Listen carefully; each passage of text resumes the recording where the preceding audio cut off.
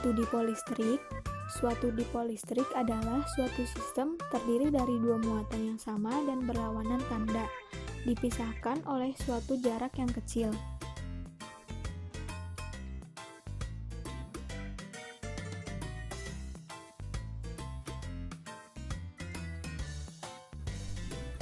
Apa itu dipol magnetik?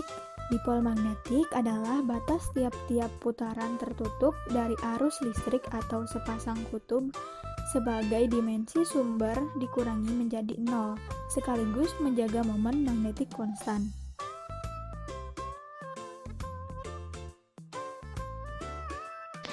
Medan listrik dipengaruhi oleh keberadaan dipol listrik, di mana molekul kutub memiliki momen dipol listrik permanen yang secara parsial dijajarkan oleh medan listrik di dalam arah medan tersebut. Pada molekul yang nonpolar, momen dipol listrik diinduksikan oleh medan listrik di dalam arah medannya dan cenderung memperlemah medannya. Sedangkan dalam magnetisme, di mana atom-atom memiliki momen dipol magnetik yang diakibatkan oleh gerak dari elektronnya, yang mana setiap elektron memiliki momen dipol magnetik intrinsik yang dikaitkan dengan putarannya atau loopnya. Penyebarisan dipol penyearah magnetik sejajar dengan medan magnetik luar dan cenderung meningkatkan medannya. Perbedaan antara kedua pernyataan tadi dapat ditunjukkan dengan membandingkan garis-garis medannya, yaitu garis-garis medan listrik untuk suatu dipol listrik dan garis-garis medan magnetik untuk suatu dipol magnetik. Pada gambar yang A, di antara muatan dipol listrik, garis-garis medan listriknya berlawanan arah dengan momen dipol. Mengapa? Karena di mana pada gambar ini terlihat garis-garis yang mempresentasikan arah dari medan listrik atau dengan lambangnya E, yaitu dari muatan positif menuju muatan negatif. Sedangkan arah momen dipol listrik yang dilambangkan P, yaitu dari muatan negatif menuju muatan positif.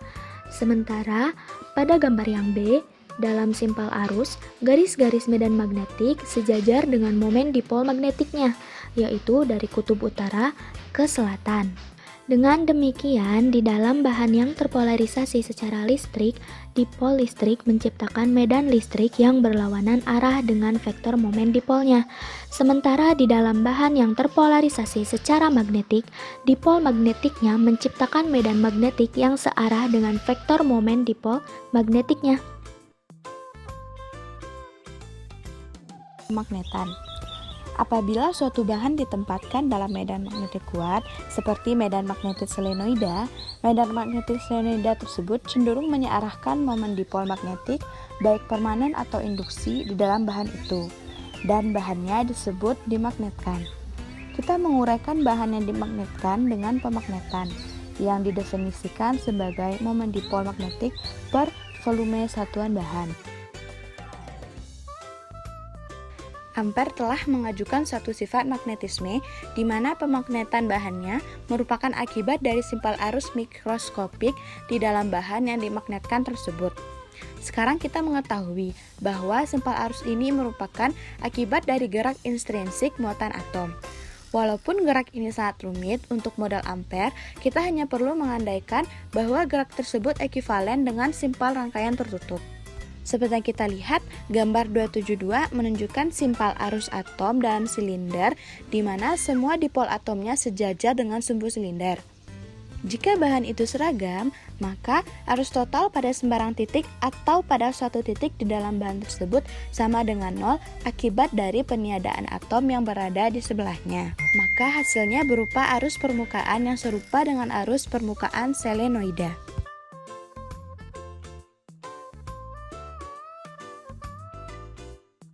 Arus Amperian.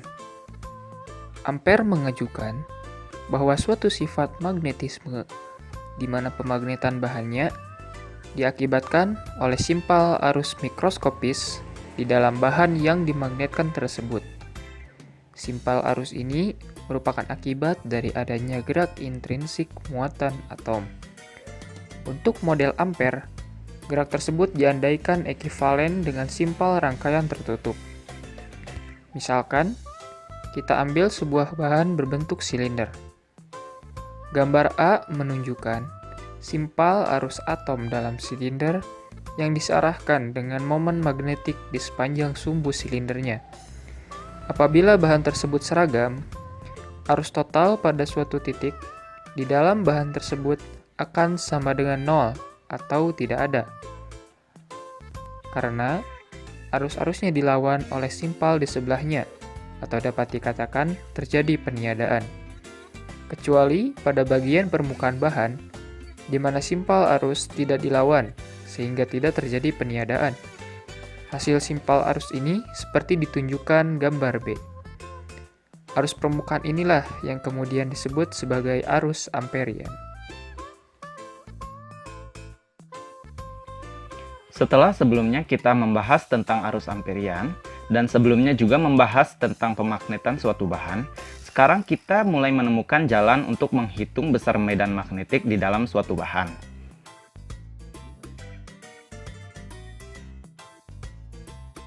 Mari bayangkan sebuah tabung.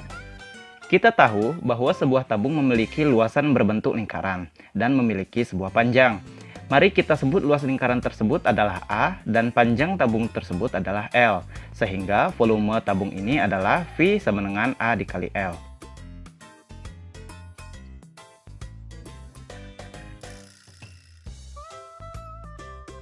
Kemudian, kita coba potong-potong tabung tersebut setipis mungkin dan kita akan mendapatkan banyak cakram.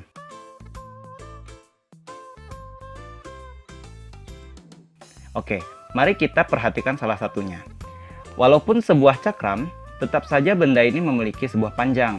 Kita sebut ini sebagai elemen atau serpihan panjang tabung, yaitu dl. Cakram ini memiliki volume serpihan yaitu dV sama dengan A dikali dl. Mari kita simpan persamaan ini.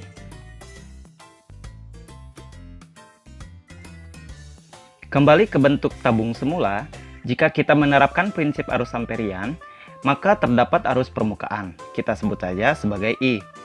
Ketika tabung tersebut dipotong-potong, maka potongan permukaan itu mengalirkan arus sebesar dI.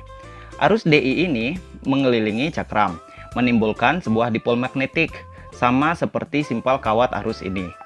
Momen dipol pada cakram ini adalah dm sama dengan A dikali dI.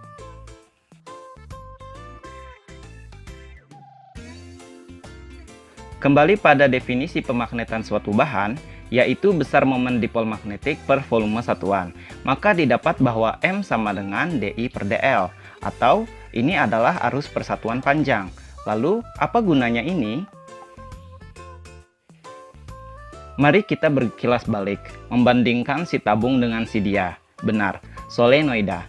Untuk bagian dalam solenoida yang jauh dari ujung-ujungnya, besar medan magnetiknya adalah B sama dengan μ0 dikali N dikali I. Jika memahami solenoida ini sepenuh hati, kita dapat memperhatikan bahwa perkalian Ni adalah arus persatuan panjang. Benar, sama seperti nilai pemagnetan M. Serupa dengan itu, besar medan magnetik di dalam tabung yang jauh dari ujung-ujungnya adalah μ0 dikali pemagnetan M.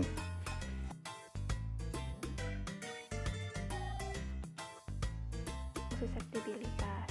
Berdasarkan yang telah dipaparkan oleh teman saya sebelumnya, bahwa medan magnetik akibat arus dalam solenoida berperan sebagai medan yang dikerahkan oleh BAPP sama dengan μ0 Ni, di mana μ0 merupakan permeabilitas ruang bebas, N adalah jumlah lilitan persatuan panjang, dan I adalah arus dalam solenoida. Medan magnetik hasil permagnetan M diberikan oleh, sehingga medan magnetik resultan di suatu titik di dalam solenoida dan di tempat jauh dari ujung-ujungnya akibat arus di dalam solenoida ditambah bahan yang dimagnetkan ini ialah. Namun ternyata untuk bahan paramagnetik dan ferromagnetik memiliki arah yang sama dengan BAPP. Namun untuk bahan diamagnetik memiliki arahan yang berbeda dengan BAPP. Maka untuk menghasilkan penyearahan dipol magnetik dalam bahan tersebut,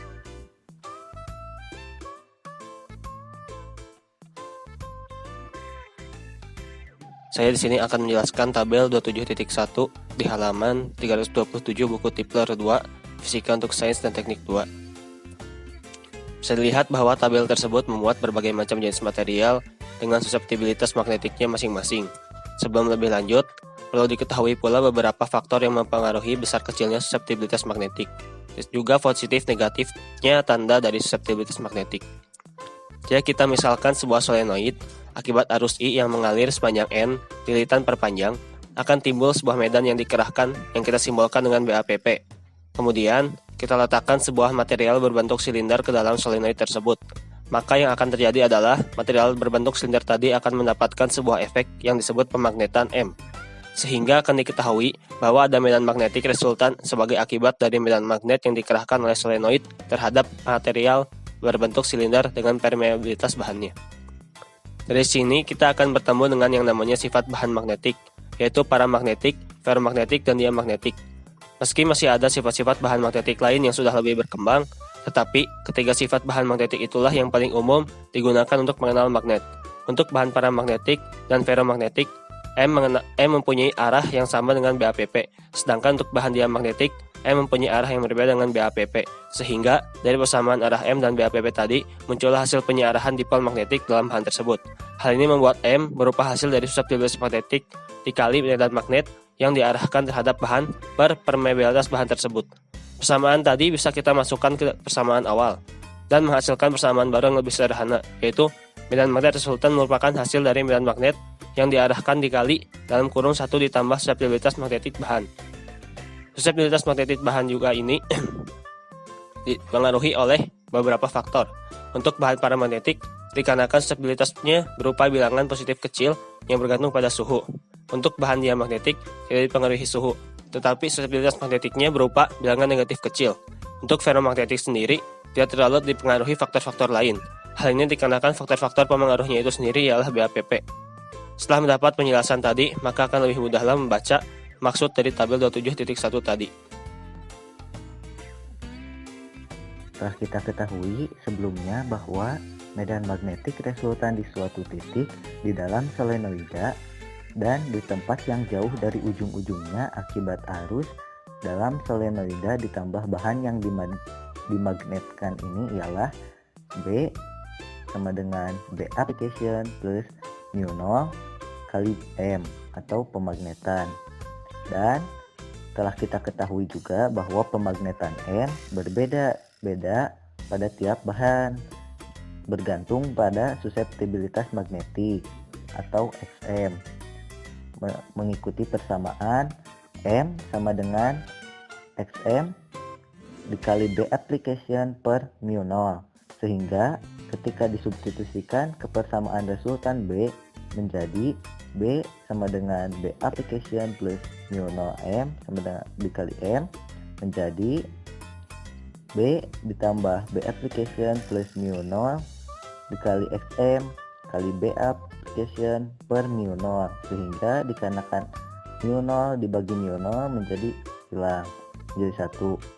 Lalu B sama dengan B application plus Xm B application, sehingga ketika kita sederhanakan atau didistribusikan, maka B sama dengan B application di dalam kurung 1 ditambah Xm